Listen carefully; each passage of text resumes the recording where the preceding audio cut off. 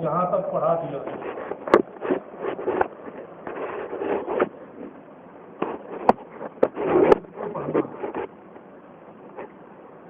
الخاص لفظ وضع لمعنى معلوم او لمسمى معلوم على الانفراد. وضع کے اعتبار سے لفظ کی کتنی قسمیں ہیں؟ 4. خاص، عام، مشترک، مؤول.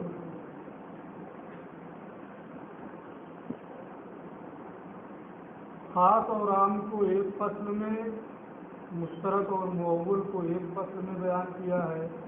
اس کی وجہ بھی اس سے پہلے میں نے بتا دیا. خاص اور عام دونوں کو ایک فصل میں کیوں رکھا ہے، اس کی وجہ بھی اس سے پہلے والے درس میں بتایا تھا کہ دونوں وضع کے اعتبار سے ایک معنی پر دلالت کرتے ہیں، اس لیے دونوں کو ایک ہی فصل میں رکھا. یہ الگ بات ہے کہ خاص جو ہوتا ہے افراد سے خالی ہو کر کے ایک معنی پر دلالت کرتا ہے، اور عام جو ہوتا ہے افراد کے شمول کے ساتھ ایک معنی پر دلالت کرتا ہے.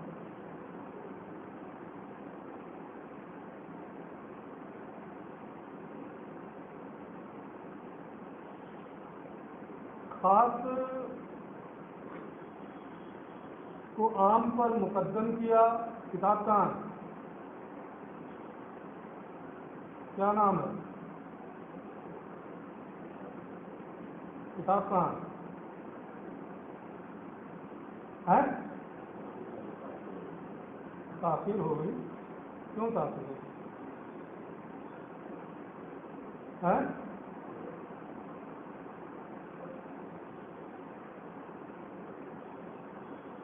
حاضری تو میں لے چکا ہوں، لیکن دوبارہ ایسا ہونا نہیں چاہیے.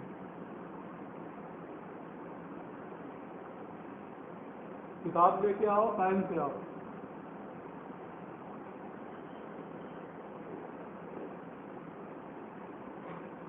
خاص کو عام پر مقدم کیا ہے، اس کی وجہ بھی میں نے اس سے پہلے بتایا ہے کہ خاص کا حکم جو ہے قطعی اور یقینی ہے.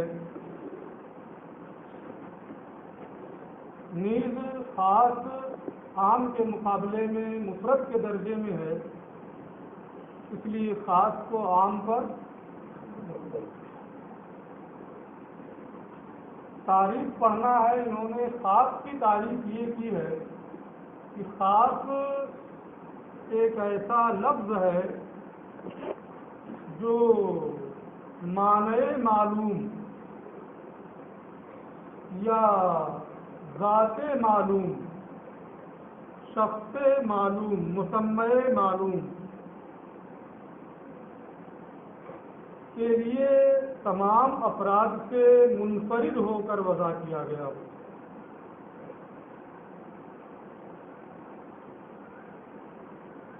الخاص کو لفظ ایسا لفظ ہے توضیع جس کو وضع کیا گیا ہے. وضع یعنی کسی لفظ کو کسی معنی کے لیے خاص کرنا، کسی معنی کے مقابل کرنا کہ جب اسے بولا جائے تو وہی سمجھا جائے بغیر کرینے کے، کرینہ وغیرہ کی ضرورت نہ پڑے. جیسے اسد سے شیر سمجھتے ہیں، لیکن بہادر سمجھنے کے لیے کرینہ چاہیے. شیر سمجھنے کے لیے بھی کرینہ چاہیے نہیں، اس کے لیے کسی کرینہ کی ضرورت نہیں ہوتی. تو خاص ایک ایسا لفظ ہے جس کو وضع کیا گیا ہو معنی معلوم کے لیے یا شخص معلوم کے لیے. ذات معلوم کے لیے افراد سے منفرد ہو کر کے، افراد سے خالی ہو کر کے. اب ایک چیز اس میں عام طور پہ جو بتائی جاتی ہے، کیونکہ اس طریقے کی بحثیں ابھی پڑھے ہوں گے کافی دن میں، کہ تعریف جو ہوتی ہے وہ جنس و فصل سے مرکب ہوتی ہے. پڑھے نا؟ تعریف جنس اور فصل سے مرکب ہوتی ہے. جو فصلیں ہوتی ہیں وہ تعریف کو ممتاز کرنے کے لیے ہوتی ہیں، غیر معرف کو خارج کرنے کے لیے ہوتی ہیں. جس کی تعریف کی جا رہی ہے اس کے علاوہ کو خارج کرنے کے لیے.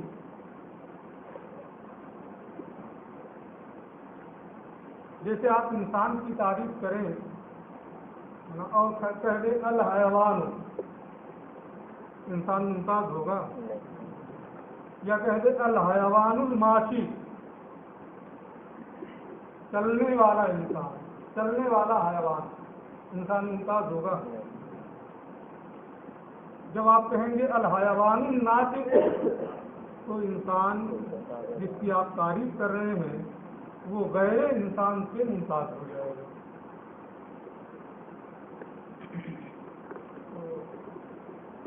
معرف کو غیر معرف سے ممتاز کرنے کے لیے تعریف میں فصلیں لائی جاتی ہیں،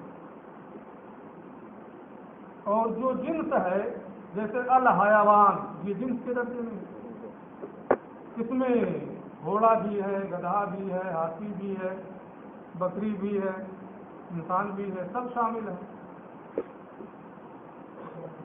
انسان فصل سے ممتاز ہو رہا ہے. ایسے ہی یہ تعریف بھی ہے کہ اس میں بھی جنس و فصل ہے. کچھ ایسے الفاظ ہیں جو سب کو شامل ہے، اور پھر کچھ ایسی چیزیں لائی گئی ہیں جس سے خاص اپنے علاوہ سے ممتاز ہو جائے. لفظ کی تعریف آپ بار بار پڑھتے رہتے ہیں، ما تلفظ به الانسان، اس کی کوئی ضرورت نہیں ہے، لیکن میں نے بتا دیا ہے نا، نہ بتاتے ہوئے بھی کہہ دیا ہوں. وضع کا معنی بتا ہی چکا ہوں، اور جو میں نے اس سے پہلے کے درس میں بتایا ہے وہ چیزیں آپ کو یاد ہوں گی تو یہ معلوم ہوگا کہ وضع تو خاص کی بھی ہوتی ہے. وضع ہی کے اعتبار سے ہے نا، کس میں؟ تو وضع کا دخل خاص میں بھی ہے، عام میں بھی ہے، مشترک میں بھی ہے، معول میں بھی ہے، کیونکہ یہ ساری قسمیں وضع ہی کے اعتبار سے ہیں. تو کوئی ایسا ہے جو غیر موضوع ہو؟ سب موضوع ہے نا. اس لیے اوزیہ جو ہے یہ جنس کے درجے میں، اس میں خاص، عام، مشترک، معول سب شامل ہیں. جیسے جب حیوان کہا تھا تو ہاتھی، گھوڑا، بکری سب شامل تھے، ایسے ہی اس میں بھی کیا ہے؟ سب شامل ہے، عام، خاص، مشترک، معول. ہاں، جو غیر موضوع ہے، مہمل لفظ کوئی ہو، جیسے اس میں پڑھا ہوگا مرقات میں کہ دیوار کے پیچھے سے سنی جانے والی آواز، کیا بولتے ہیں اس کو؟ مرقاتی میں پڑھا ہے نا، تو یاد رکھنا چاہیے نا، خالی پڑھ لینے سے تھوڑا ہوتا ہے. تو کوئی ایسا لفظ جو کہیں سے سنا جائے، اگر وہ کسی معنی کے لیے موضوع ہے تو ٹھیک ہے، لیکن اگر کسی معنی کے لیے موضوع نہیں ہے بلکہ وہ مہمل لفظ ہے تو وہ اس سے خارج ہو جائے گا. پھر آگے انہوں نے کہا ہے لمانم معلوم، وضع کیا گیا ہو معنی معلوم کے لیے.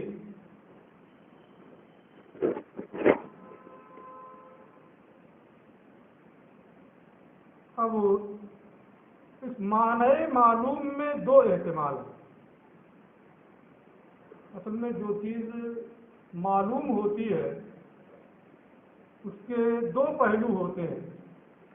ایک یہ ہوتا ہے کہ یہ معلوم المراد ہے. کیا ہوتا ہے؟ معلوم المراد. اور ایک یہ ہے کہ یہ معلوم البیان ہے. معلوم کی دو صورتیں ہوتی ہیں، ایک معلوم المراد اور ایک معلوم البیان.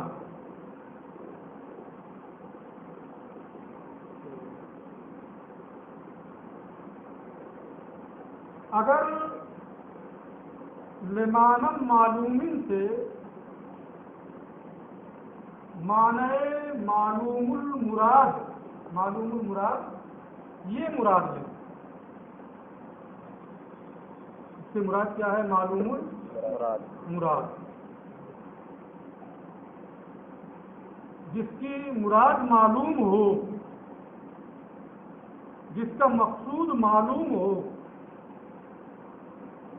تو اگر معلوم المراد یہ معنی اس کا آپ لے رہے ہیں، معلوم المراد سمجھ گئے نا، جس کی مراد معلوم ہو، جس کا مقصود معلوم ہو. آپ کا مقصد کیا ہے؟ وہ معلوم. تو اس سے مشترک خارج ہو جائے گا. اس لیے کہ مشترک یہ معلوم المراد نہیں ہوتا. عین کا لفظ ہے چشمہ کے معنی میں بھی، جاریہ کے معنی میں بھی، اور بھی مختلف معنی. تو وہ معلوم المراد نہیں ہوتا. انہوں نے جو لمانم معلوم کہا ہے، اگر اس سے کیا معنی معلوم مراد لیں، اس سے یہ مراد لیں کہ کیا معنی مراد ہے؟ معلوم مراد. تو چونکہ خاص کی مراد معلوم ہوتی ہے وہ تو داخل رہے گا، لیکن مشترک کی مراد جو ہے وہ معلوم نہیں ہوتی ہے. اور جب مشترک کی مراد معلوم نہیں ہوتی ہے تو اس قید سے لمانم معلوم مشترک کیا ہے؟ خارج ہو جائے گا. مؤول میں بھی اشتراکی ہوتا ہے، ایک معنی راجح ہو جاتا ہے. جب مشترک خارج ہو گیا تو مؤول بھی خارج ہو گیا. دو چیزیں خارج ہو گئی. کتنی چیزوں کا احتمال اس میں تھا کہ شامل ہوں؟ عام بھی ہو سکتا تھا، مؤول اور مشترک، دو تو نکل گئی. اگر کون سا معنی مراد ہے؟ معلوم المراد. پھر اس کے بعد انہوں نے کہا ہے لمسمى معلوم. آگے کہہ رہے ہیں علل انفراد، افراد سے خالی ہو کر کے، افراد کے شمول کے بغیر. عام میں کیا ہوتا ہے کہ افراد کا شمول ہوتا ہے، دوسرے افراد بھی ہوتے ہیں. تو علل انفراد کی جو قید انہوں نے لگائی ہے، اس قید کی بنیاد پر اس تاریخ سے عام خارج ہو گیا. ٹھیک ہے، تینوں چیزیں نکل گئی.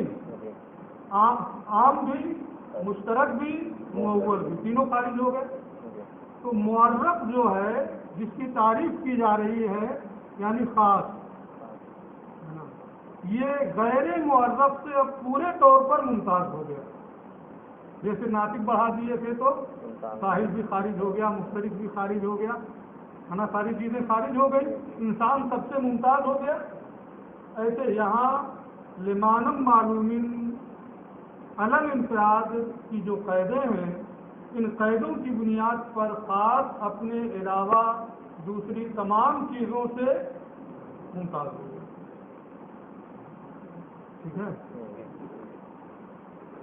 یہ توضیح ہے لمانم معلوم سے معنی معلوم مراد لینے کی صورت میں ہے نا. لیکن اگر اس سے معلوم البیان مراد لے جس کی مراد واضح ہو ظاہر ہو تو مراد تو عام میں بھی ظاہر ہے نہ مشترک میں بھی ظاہر ہے. اس لیے لمانم معلوم سے مشترک خارج نہیں ہوگا ابھی شامل ہے. مسمم معلوم سے بھی خارج نہیں ہوگا. علل انفراد کی جو قید ہے اس قید سے مشترک بھی خارج ہو جائے گا اور عام بھی خارج ہو جائے گا. جو افراد سے خالی ہو اور کسی دوسرے معنی سے بھی خالی ہو. علل انفراد کا معنی کیا ہے؟ جو افراد سے خالی ہو اور کسی اور دوسرے معنی سے بھی خالی ہو. افراد سے خالی ہو اس تقدیر پر عام خارج ہو گیا. کسی دوسرے معنی سے خالی ہو مشترک اور موضوع خارج ہو گئے. دونوں چیزیں سمجھ میں آ گئی ہیں، معلوم البیان اور معلوم المراد. اب ایک چیز اگر آپ غور کر رہے ہوں گے تو کھٹک رہی ہوگی. سب اس کی وضاحت تو میں کر دیا لیکن مسمن معلومین کی چھوڑ دیا ہے نا. تاریخ میں وہ بھی تو ہے.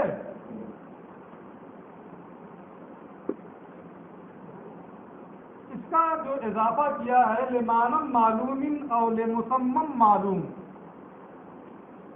کیونکہ خاص کی 3 قسمیں ہیں، خاص النوع، خاص الفرد، خاص الجنس. نیچے آ رہا کتاب میں بھائی ہے نا، پھر میں دھیان سے تھوڑا بتا رہا ہوں، کتاب سے بتا رہا ہوں. 3 قسمیں ہیں ہے نا. تو لمانم معلومین میں 2 قسمیں شامل ہیں، خاص النوع، خاص الجنس. لمسمم معلوم کہہ کر کے خاص الفرد کو بھی شامل کیا ہے کہ خاص کی تمام صورتیں اس میں آ جائیں. اب وہ خاص الفرد کیا ہے، خاص النوع کیا ہے، خاص الجنس کیا ہے، وہ نیچے تاریخ سمجھ گئے ہیں نا. دیکھ لیں ترجمہ. خاص ایک ایسا لفظ ہے جس کو وضع کیا گیا ہو ایسے معنی کے لیے جس کی مراد معلوم ہو یا جو واضح ہو، یا اول مسمم معلوم یا ذات معلوم کے لیے جس کی وضع کی گئی ہو، جس کو وضع کیا گیا ہو. علل انفراد افراد سے خالی ہو کر کے یا افراد اور دوسرے معنی سے خالی ہو کر کے. جو وضاحت کی ہے میں نے اسی اعتبار سے ترجمہ سے دونوں کر دی. ٹھیک ہے. کا قول لینا جیسے ہمارا یہ کہنا کہ تخصیص الفرد، خاص الفرد میں یعنی جو ذات واحد کے لیے موضوع ہو، جو ذات واحد کے لیے موضوع ہو، شخص واحد کے لیے جس کی وضع ہوئی ہے اسے خاص الفرد کہتے ہیں. ایک فرد کے لیے جس کی وضع ہوئی ہے نا، جیسے زید، بکر، محمود، خالد، عامر، یہ فرد واحد کے لیے وضع ہے نا. ہاں ایک ہی نام کئی لوگوں کا ہو تو مختلف وضع سے ہے نا. ایک وضع سے کئی لوگوں کا نام محمود ہے تو میرے لیے الگ وضع ہے، اس کے لیے الگ، اس کے سب کے لیے الگ الگ ہے. خاص الفرد جو ذات واحد اور شخص واحد کے لیے موضوع، یہ پہلی قسم. کسی کو شامل کرنے کے لیے لمسمم معلومین کا اضافہ کیا. وفی تخصیص النوع، شرح تہذیب تک پڑھ چکے ہیں آپ، نوع اور جنس سمجھانے کی کوئی خاص ضرورت نہیں ہے. لیکن آپ نے شرح تہذیب تک جو پڑھا ہے اور اب قطبی اور میر قطبی پڑھ رہے ہیں، اس میں یہ آپ نے پڑھا ہوگا کہ کثیرین متفقین بالحقائق، اسے کیا کہتے ہیں؟ نو. کثیرین مختلفین بالحقائق اسے کیا کہتے ہیں؟ کیونکہ اہل منطق یہ حقائق سے بحث کرتے ہیں، اس لیے وہ کثیرین متفقین بالحقائق یا کثیرین مختلفین بالحقائق یہ تعریف کرتے ہیں. اہل اصول کو حقیقت سے کوئی مطلب نہیں ہے. حقیقت کا مطلب کہ اس کی ماہیت کیا ہے، اس سے ان کو کوئی مطلب نہیں. اہل اصول مقاصد سے بحث کرتے ہیں. اس سے مقاصد سے بحث کرتے ہیں. اس لیے اب وہ منطق والی تعریف یہاں بھول جائیے آپ. خاص النوع کی تعریف اہل اصول یہ کرتے ہیں کثیرین متفقین بالاغراض، ایسے کثیرین جن کے مقاصد ایک ہوں، جن کے مقاصد ایک ہوں. مصداق تو ایک ہے اور اس کے تحت بہت ساری چیزیں آتی ہیں، اس کے فرق نہیں پڑے گا. تو کثیرین متفقین بالاغراض اس کو کیا کہیں گے؟ اہل اصول کے نزدیک نو کہیں گے. جیسے رجل مرد، اس کے تحت بہت سارے ہیں، ہے نا. لیکن یہ موضوع معنی واحد کے لیے انسان مرد کے لیے موضوع ہے. اس کا معنی موضوع کیا ہے؟ مرد، ہے نا. ایک معنی کے لیے یہ موضوع ہے، اس کے مصداق کئی ایک ہیں، اس سے فرق نہیں پڑے گا، ہے نا. اس چیز سے کئی لوگ متفق ہوتے ہیں، اس سے فرق نہیں پڑے گا. موضوع یہ معنی واحد کے لیے ہے اور اس کے مقاصد ایک ہیں. سب کے مقاصد کیا ہیں؟ ایک ہیں. نماز پڑھائے، ہے نا، اور دوسری اور بہت ساری چیزیں جس کے ذمہ داری میں سے کمائے کھلائے ساری چیزیں. وفی تخصیص الجنس سے اور جنس خاص الجنس اس کی کیا تعریف ہوگی اہل اصول کے نزدیک؟ کثیرین مختلفین بالاغراض،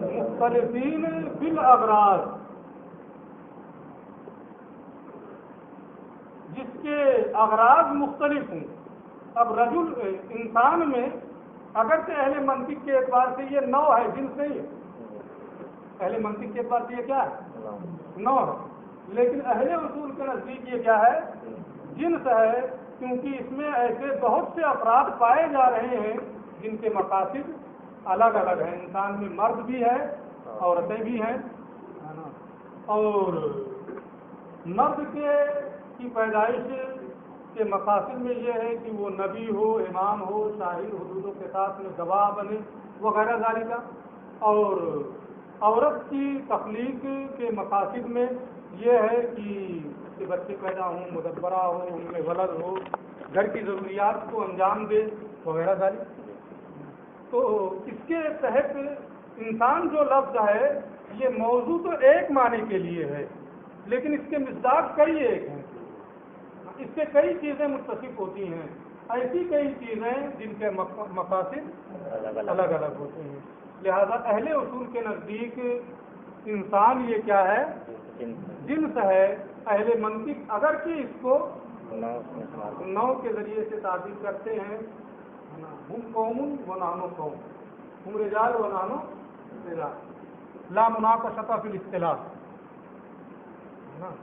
آپ پڑھے ہوں گے کہ فعل کی تعریف اہل نو کچھ اور کرتے ہیں، اہل منطق کچھ اور کرتے ہیں، ہے نا. تو اب اصطلاح میں کوئی مناقشہ نہیں ہے. ان لوگوں نے اپنے اعتبار سے، اپنے فن کے اعتبار سے تعریف کی ہے، اہل اصول نے اپنے اعتبار سے ان کے مقاصد سے اس کو تعریف. یہ بات ہوئی. عام کی تعریف ہو گئی، اس کے فوائد قیود ہو گئے، اس کی قسمیں ہو گئی اور خاص کے بعد. اس کے بعد عام. والعام کل لفظ ینتظم جمعا من الافراد.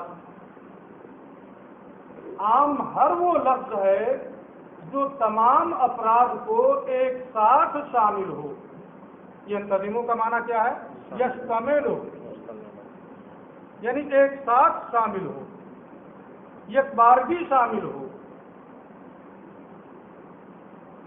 اب یہاں یہ قسمیں کس کی ہیں؟ عام اور خاص وغیرہ وضع کے اعتبار سے ہے، تو اگرچہ یہاں کل لفظ وضع کا لفظ استعمال نہیں کیا ہے، لیکن وضع کے معنی کا یہاں اعتبار ہے، ورنہ تو یہ ہوگا کہ محمل ہو تو بھی عام ہو جائے گا، ہے نا؟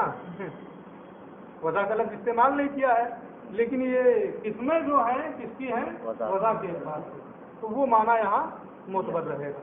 کل لفظ ہر وہ لفظ ہے ینتظم جو یکبارگی شامل ہو، ینتظم یکبارگی شامل ہو، ایک ساتھ شامل ہو، اس کے خارج ہو گیا سب، خاص بھی نکل گیا اور مشترک بھی نکل گیا۔ جب مشترک نکل گیا تو وہ کیسے نکل گیا؟ ینتظم تمام، ینتظم جو سب کو شامل ہو، خاص میں افراد ہی نہیں ہوتے ہیں تو سب کو شامل ہونے کا، ایک ساتھ شامل ہونے کا کوئی مطلب نہیں، اس لیے وہ تو نکل ہی گیا۔ مشترک میں ہوتے ہیں افراد، لیکن خاص اور مشترک اور عام میں فرق یہ ہے کہ جو عام ہوتا ہے وہ تمام افراد کو یکبارگی شامل ہوتا ہے، ایک ساتھ شامل ہوتا ہے۔ مسلمون بولے آپ، جتنے مسلمان ہیں سب کو وہ شامل ہے، لیکن جو مشترک ہوتا ہے وہ بہت سے افراد کو علی سبیل البدلیت شامل ہوتا ہے، کہ ایک معنی یہ ہے اس کو شامل ہوگا، پھر دوسرا معنی اس کو چھوڑ کر اس کو شامل ہوگا، تیسرا معنی اس کو شامل ہوگا، تو اس میں یکبارگی شمول نہیں ہوتا بلکہ علی سبیل بدلیت، بدلیت کے طریقے پر اس میں شمول ہوتا ہے۔ اس لیے ینتظم کا معنی کیا ہے؟ ایک ساتھ شامل ہو، تو خاص بھی نکل گیا اس سے اور مشترک بھی نکل گیا، مشترک نکل گیا تو محول بھی گیا، اس لیے اس سے ہی سے سب خارج ہو گئے۔ لیکن تثنیہ اور جمع میں بھی کئی افراد ہوتے ہیں، یہ غلط ہے کہ تثنیہ اور جمع میں افراد ہوتے ہیں۔ تثنیہ اور جمع یہ جو ہوتا ہے یہ اجزاء پر دلالت کرتا ہے، اس کی دلالت کس پر ہوتی ہے؟ اجزاء پر دلالت ہوتی ہے ان کی۔ انہوں نے کہا جمع من الافراد، جمع من الاجزاء نہیں کہا، تمام اجزاء کو شامل ہو یہ نہیں کہا۔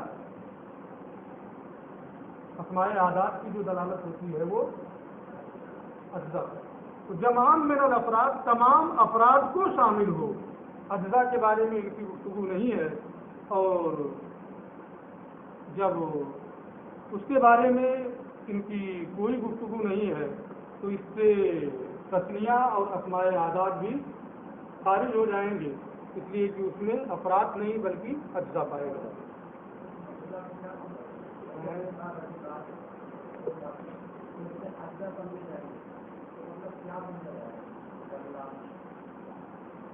اب خود کہہ رہا ہے اجزاء سمجھے جائیں گے، پھر کہہ رہا ہے کیا سمجھا جائے گا، پوچھنا کیا ہے؟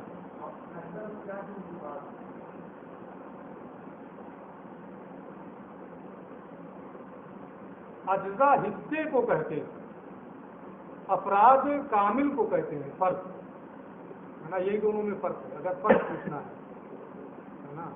اجزاء ہے نا حصے کو کہا جاتا ہے اور فرد کامل کو کہا جاتا ہے۔ کامل پر دلالت ہوتی ہے عام میں، تثنیہ اور اسماء اعداد میں کامل پر دلالت نہیں ہوتی ہے بلکہ حصے پر دلالت ہوتی ہے۔ تعریف یہ ہے والعام و کل لفظ، عام ہر ایسا لفظ جس کو، ہر ایسا لفظ ہے جو تمام افراد کو یکبارگی شامل ہو، ایک ساتھ شامل ہو، عام، خاص، مشترک، مؤول، تثنیہ، اسماء اعداد، اس تعریف سے تمام چیزیں نکل۔ اب وہ کبھی لفظی طور پر یعنی صیغہ جو ہے وہ صیغہ ہی کثرت کے لیے ہوگا.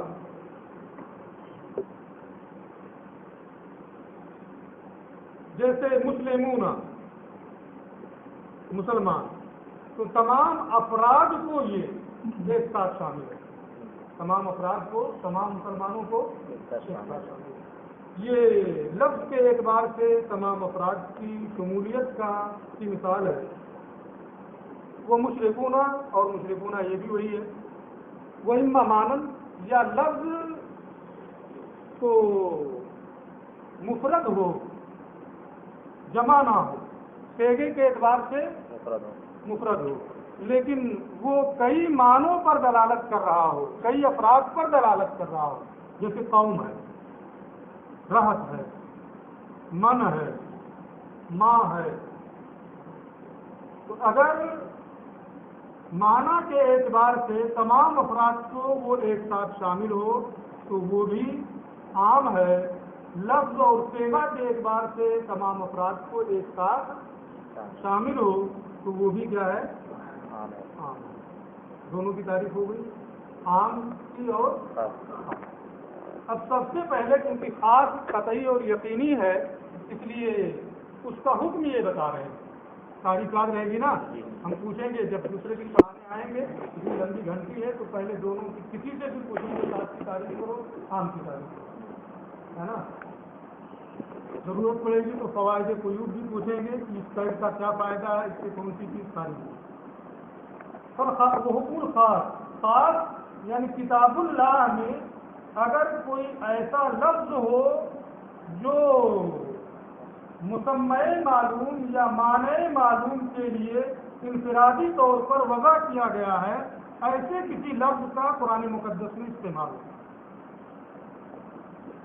قرآن مقدس میں ایسے کسی لفظ کا استعمال آئے جو مسمع معلوم یا معنی معلوم کے لیے انفرادی طور پر وضع کیا گیا ہے، تو ایسی صورت میں اس لفظ کا جو معنی ہوگا، اس لفظ کے مطابق جو ہوگا، اس پر عمل کرنا قطعی اور یقینی طور پر واجب ہے. اگر کوئی ایسا لفظ قرآن میں آئے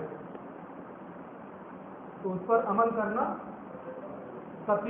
واجب ہوگا، قطعی اور یقینی طور پر. یہ کتاب اللہ میں کوئی خاص لفظ اگر آیا تو یہ اس کا حکم ہوگا. مثال کیا ہوگی؟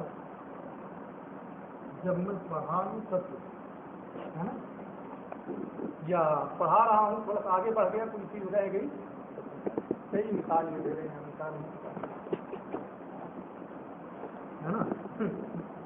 مطالعہ نہیں کیا ویسے آ گیا عبارت کو ہم نے چھوڑ ہوتا ہے کہ اور دیکھنا چاہیے نا.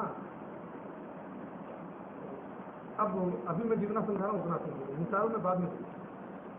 تو کوئی ایسا لفظ قرآن میں استعمال ہوا جو معنی معلوم یا مسمع معلوم کے لیے انفرادی طور پر موضوع ہے تو اس کے مطابق عمل کرنا واجب ہے. اس کو آپ چھوڑ نہیں سکتے. کبھی ایسا ہو سکتا ہے کہ کوئی لفظ خاص قرآن میں استعمال ہوا، اس کے مقابل میں خبر واحد بھی آ جائے، اس کے مقابل میں قیاس آ جائے. قیاس کا تقاضا کچھ اور ہے، خبر واحد کا تقاضا. خبر واحد سمجھ رہے ہو؟ وہ حدیث جو جس کا قول رسول ہونا یقینی نہ ہو، تواتر کے ساتھ منقول نہ ہو، شہرت کے ساتھ منقول نہ ہو، کسی ایک سے منقول ہو. میں اصطلاحی تعریف نہیں کر رہا ہوں، حدیث نہیں پڑھا رہا ہے نا، بس کچھ سمجھانے کے لیے ہے نا. حدیث میں جب پڑھنا تو اصطلاحی تعریف خبر واحد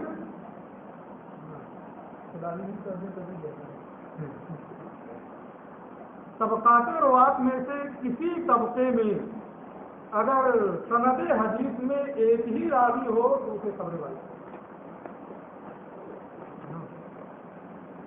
تو اگر کتاب اللہ کے اس لفظ خاص کے مقابل میں کوئی خبر واحد آ جائے، ایسی حدیث آ جائے جس کو میں نے بتایا، یا اس کے مقابلے میں کوئی قیاس آ جائے، خبر قرآن کی کا جو خاص لفظ ہے اس کا کچھ اور تقاضا ہے، خبر واحد کا تقاضا کچھ اور ہے، قیاس کا کچھ اور تقاضا ہے، تو کیا کریں گے؟ کس کے مطابق عمل کریں گے؟ یا ڈائریکٹ یہ کہہ دیں گے کہ خبر واحد کو چھوڑ دو، قیاس کو چھوڑ دو؟ دلیلیں ہیں سب نا، سب دلائل شرع میں سے ہیں، اس لیے آپ ڈائریکٹ یہ نہیں کہہ سکتے ہیں کہ قرآن میں یہی ہے تو اس پر عمل کرو، باقی سب جانے دو، کہ کوئی ضرورت نہیں۔ آپ کو غور کرنا پڑے گا، سوچنا پڑے گا، یار کم سے کم حدیث ہے تو صحیح، خبر واحد ہی صحیح، حدیث ہے نا،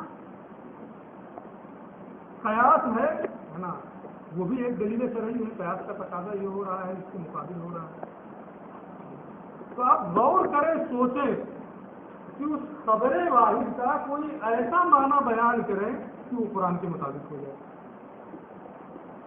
اس قیاس کو آپ ایسے ڈھنگ سے سوچیں کہ وہ قرآن کے لفظ خاص کے یعنی ان میں تطبیق دے دیں۔ اگر تطبیق کی راہ نکل سکتی ہے تو قرآن پر بھی عمل کریں، خبر واحد پر بھی عمل کریں اور قیاس پر بھی عمل کریں۔ غور کیجیے، آپ یہ نہیں ہے کہ آیا فوراً کہہ دیا نہیں اس کو چھوڑو، اس پر عمل کرو۔ غور کیجیے، غور کرنے کے بعد اگر تطبیق کی کوئی راہ نکل سکتی ہے، وہ راہیں کیا ہیں آپ سابقہ میں پڑھیں گے، وہ راہیں کیا ہیں میں بتا سکتا ہوں، لیکن 2 گھنٹے اس کو بتانے میں لگے گا، 2 دن۔ نظر پڑھائی جاتی ہے تو حادثہ میں پڑھائی جاتی ہے، اس میں جا کے بتاتے ہیں، ہر سال بتاتے ہیں، وہاں سالوں سے پڑھا رہے ہیں، تو اگر بتائیں آپ کو تو آپ کے سر سے ساری چیزیں نکل جائیں گی، تو سمجھ نہیں پائیں گے، ہے نا۔ آپ کے لیے صرف اتنا سمجھنا ضروری ہے، بلازم یہ نہیں ہے کہ ہم 2 گھنٹے تقریر کرتے رہیں، آپ کچھ سمجھ ہی نہ پائیں، ہے نا، 2 3 دن پڑھاتے رہیں، آپ سے سمجھ میں نہ آئے، تو جو سابقہ کی چیز ہے اس کو آپ کو رابطہ میں بتائیں گے تو کیا فائدہ ہے نا، کوئی فائدہ ہوگا؟ ہمارے پاس نظر رکھتی ہوئی 2-4 دن میں جا کے وہاں وہی بحث پڑھائیں گے، لیکن آپ کو بتانے کوئی فائدہ نہیں۔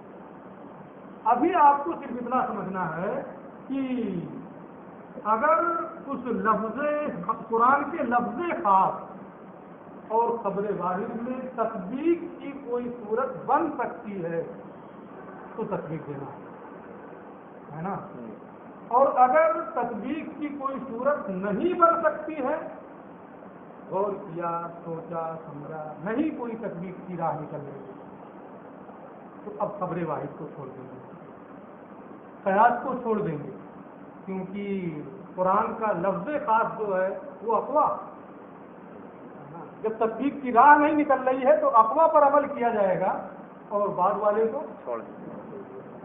سمجھ گیا ہے نا، جتنا میں سمجھانا چاہتا ہوں اتنا سمجھ گیا ہے نا۔ وہ حکم الخاص، اور خاص کا حکم یہ ہے وجوب العمل به لا محالۃ، قرآن کے اس لفظ خاص کے مطابق، صرف یہی کا ترجمہ میں کر رہا ہوں، قرآن کے اس لفظ خاص کے مطابق عمل کرنا واجب ہے، عمل کرنا واجب ہے، لا محالۃ، قطعی اور یقینی طور پر۔ ترجمہ سمجھ میں آ رہا ہے؟ نہیں سمجھ میں آئے گا تو ٹوک دیں، ہے نا، لیکن وقت سے پہلے نہیں، فَإِنْ قَابَلَهُ، تمہارا کام پوچھنا ہے، ہمارا کام کہنا ہے، استاد کی جب باتیں سن لینا ہے نا، یہ الگ عادت ہوتی ہے، تو اس کا یہ مطلب نہیں ہے کہ تم کو پوچھنا نہیں ہے۔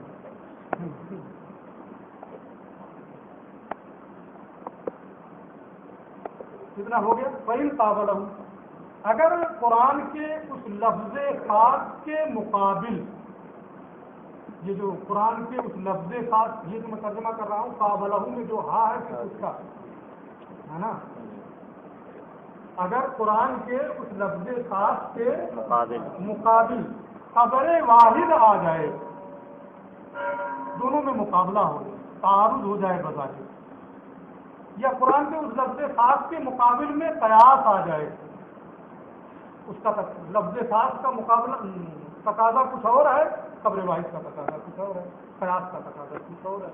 فَإِنْ أَمْكَنَ الْجَمْعُ بَيْنَهُمَا، تو اگر قرآن کے اس لفظ خاص اور قبر واحد کے درمیان، ایک معنی قرآن کے اس لفظ خاص اور قیاس کے درمیان، علی سبیل البدلیت یہاں دو معنی ہے نا، جس سے تعارض ہوا نا خبر واحد سے، تو خبر واحد اور قرآن کے اس لفظ خاص کے درمیان، قیاس سے ہوا تو قرآن کے اس لفظ خاص اور قیاس کے درمیان. اگر تطبیق دینا ممکن ہے، اگر اسے کسی ایک معنی پر جمع کرنا ممکن ہے بدون تغییر کی حکم الخاص، اس شرط کے ساتھ کہ اس لفظ خاص میں کوئی کمی زیادتی نہ کرنی پڑے، منو ان اس لفظ خاص پر عمل کریں آپ، اس میں کوئی کمی زیادتی کوئی تبدیلی کیے بغیر خبر واحد پر بھی آپ عمل کر سکتے ہیں،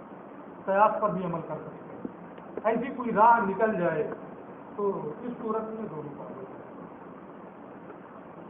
یوں ملو بہما، تو دونوں پر عمل کیا جائے گا.